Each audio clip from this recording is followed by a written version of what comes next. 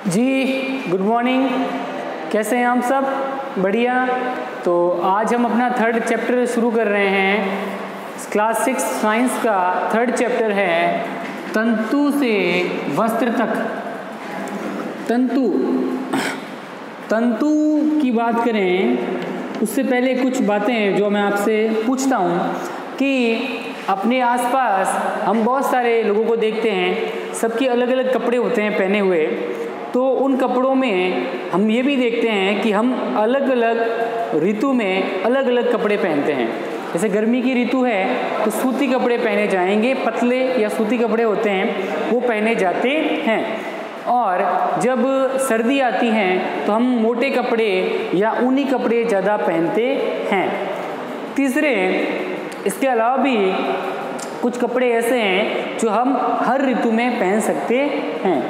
तो ये जो कपड़े हैं ये बनते किससे हैं? ये कभी आपने सोचा है? नहीं सोचा ना? तो उसी के बारे में ये पाठ है, ठीक है।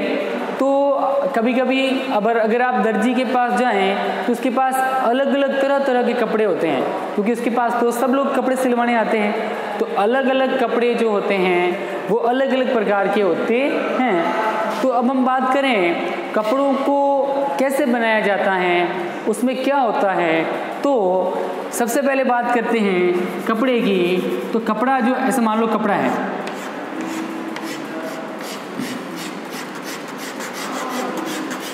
ये कपड़े का टुकड़ा है, मान लो कोई छोटा सा टुकड़ा ले लिया हमने।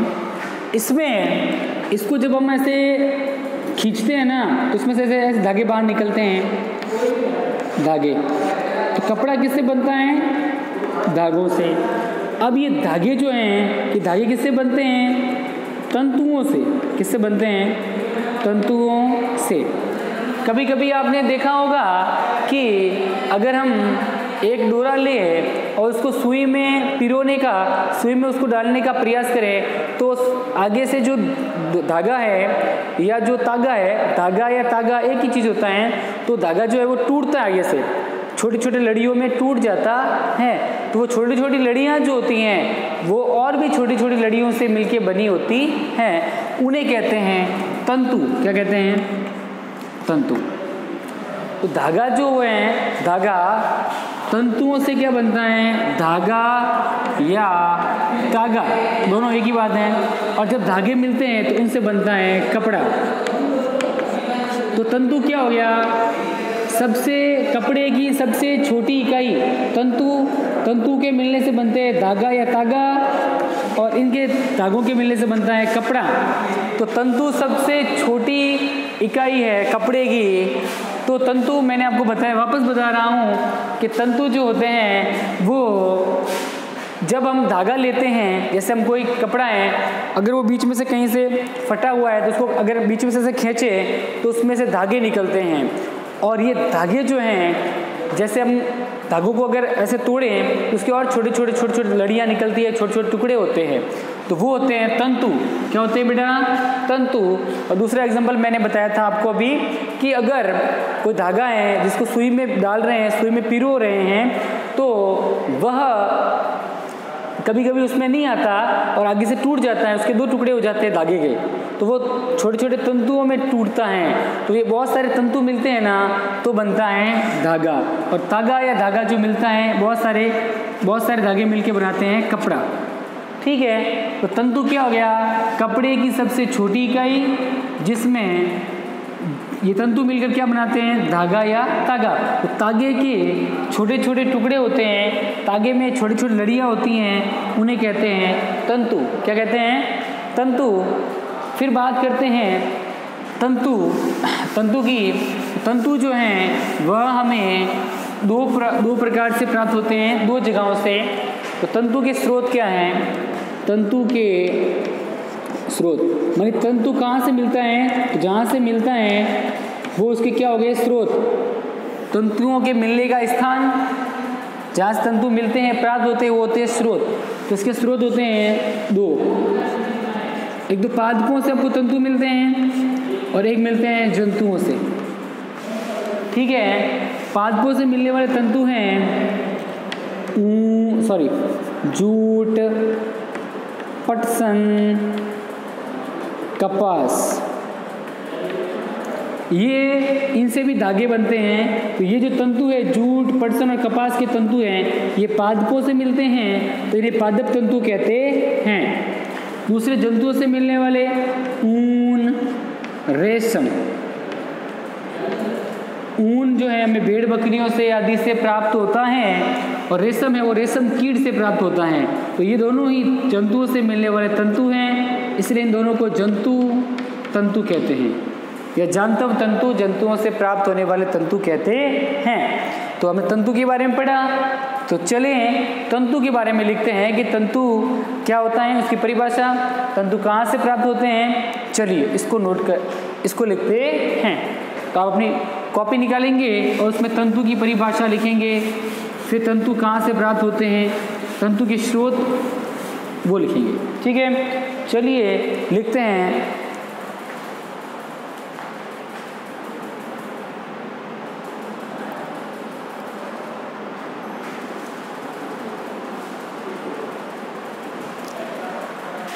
हाँ बेटा लिखेंगे, चलो तंतु की परिभाषा लिखेंगे।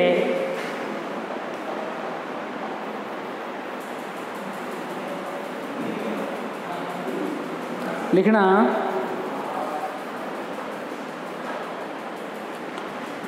तंतु की परिभाषा में लिखना, तंतु तागे में या तागा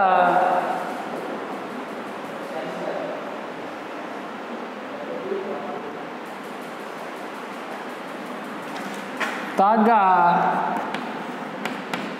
छोटी छोटी लड़ियों, छोटी छोटी लड़ियों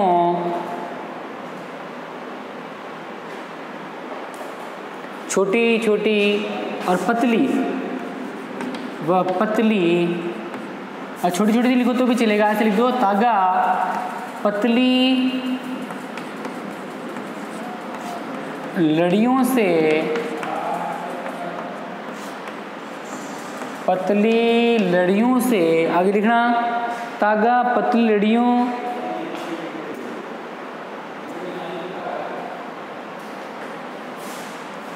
पतली लड़ियों से मिलकर बना होता है,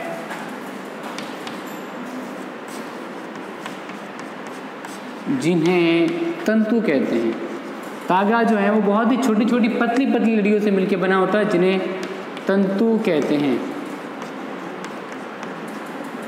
तंतु कहते हैं अर्थात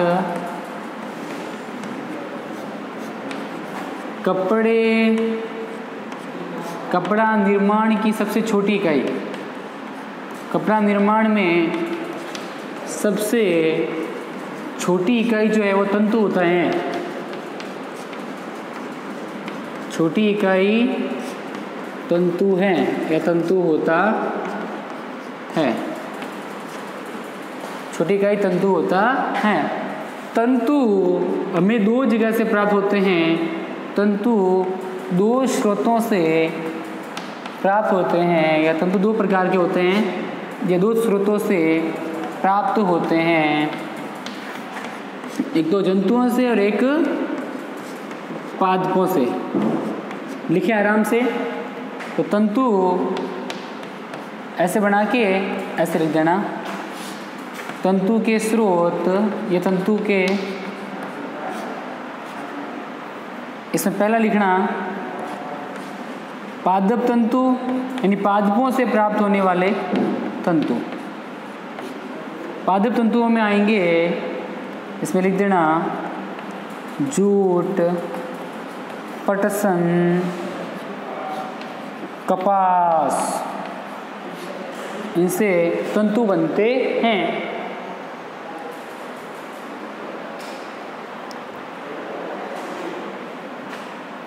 जूट, पटसन, कपास लिख दिया। फिर जंतु तंतु में लिखो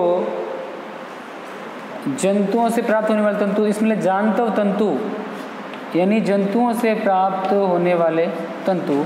इसमें लिखना ऊन और रेशम।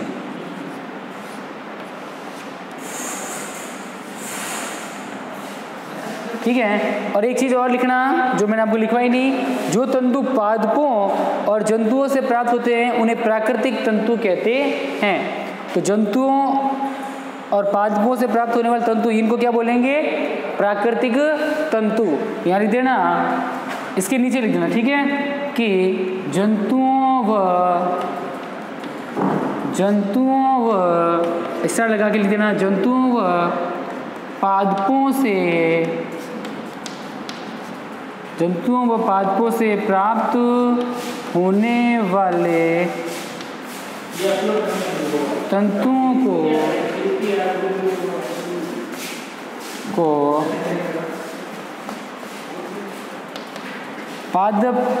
प्राकृतिक तंतु कहते हैं। प्राकृतिक तंतु कहते हैं। तो ये सब तंतु क्या हो गए? प्राकृतिक, जो हमें पादपों और जंतुओं से प्राप्त होते हैं उन्हें प्राकृतिक तंतु कहते हैं।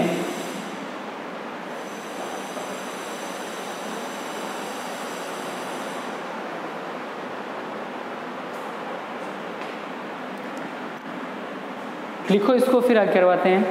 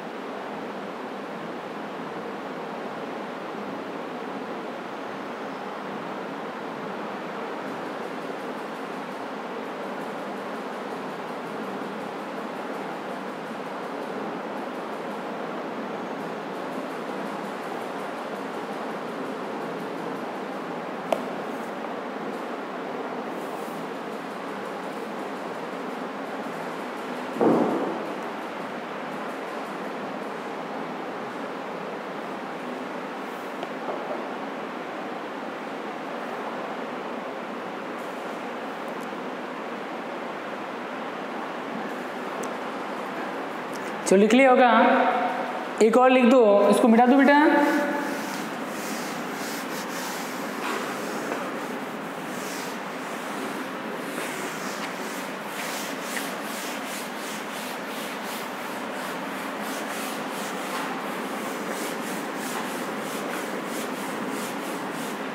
एक होते हैं संश्लेषित तंतु या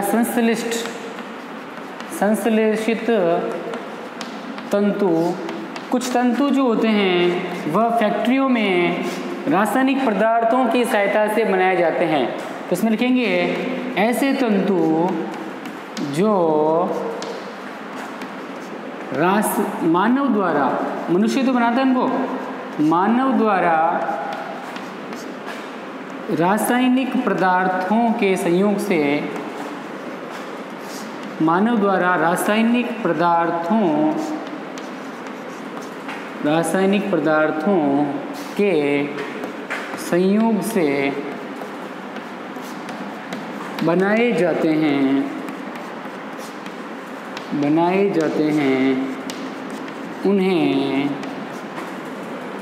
उन्हें संश्लेषित तंतु कहते हैं। संश्लेषित तंतु कहते हैं।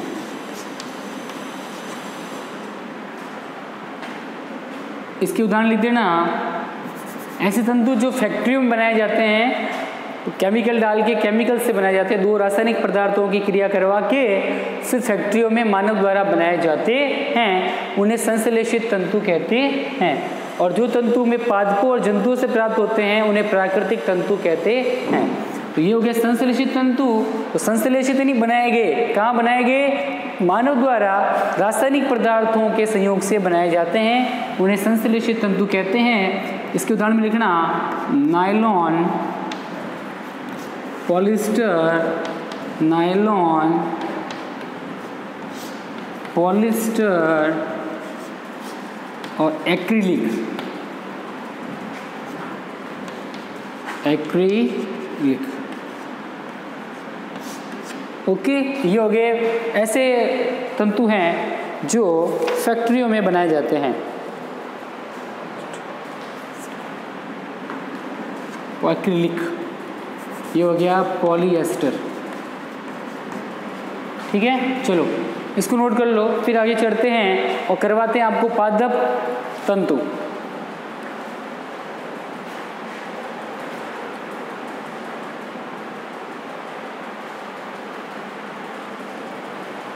आप इसको उतार लें तो आपके 2 चैप्टर कंप्लीट हो चुके हैं और मेरे हिसाब से आपके सब बढ़िया चल रहा है। 2 चैप्टर कंप्लीट हो गए हैं, उनके क्वेश्चन आंसर कंप्लीट हो गए हैं और अपना 3rd चैप्टर चल रहा है।